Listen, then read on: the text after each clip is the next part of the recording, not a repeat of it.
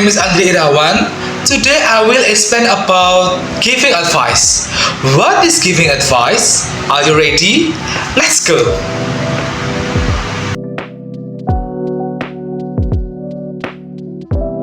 First of all, I will explain about definition of giving advice.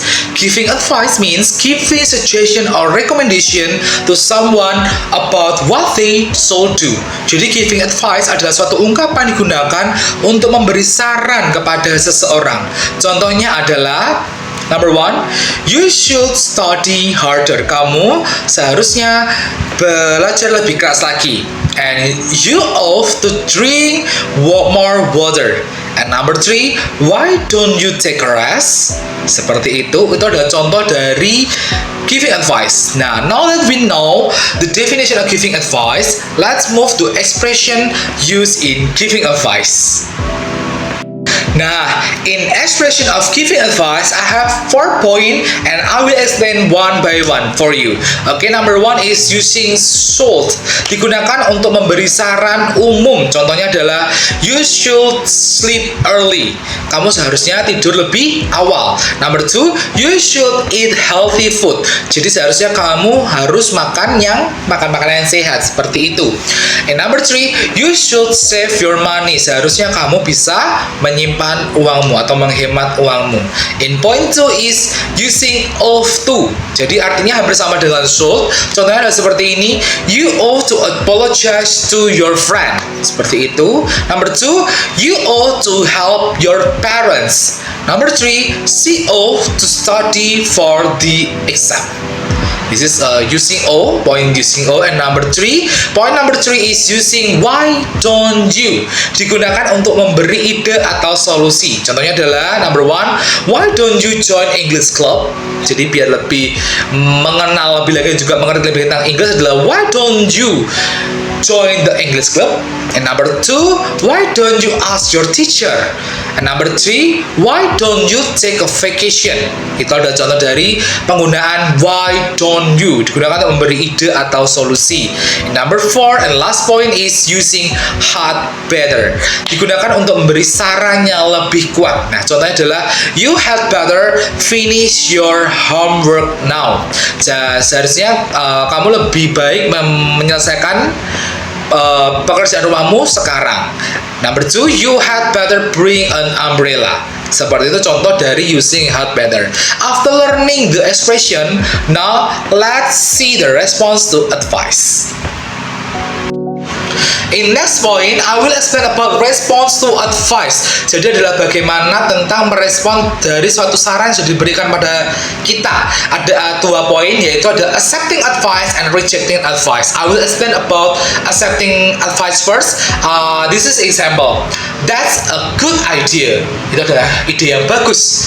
Number 2, thanks for your advice. Terima kasih atas saranmu.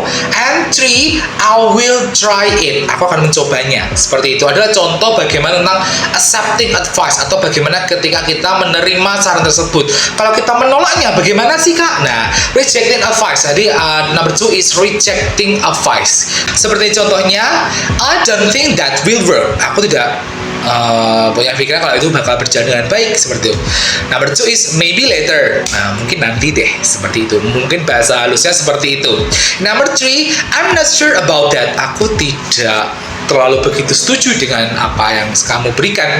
Seperti itu tentang rejecting advice. Dan masih banyak lagi contoh-contohnya yang bisa kalian pelajari mungkin di web dan segala macamnya. Nah, seperti itu. Next, I will give some example of dialogue about giving advice. Let's go.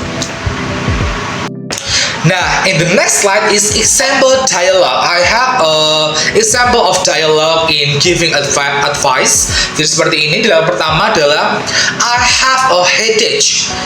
B, you should take a rest and drink some water. Itu adalah contoh giving advice yang pertama di dialognya ya khususnya.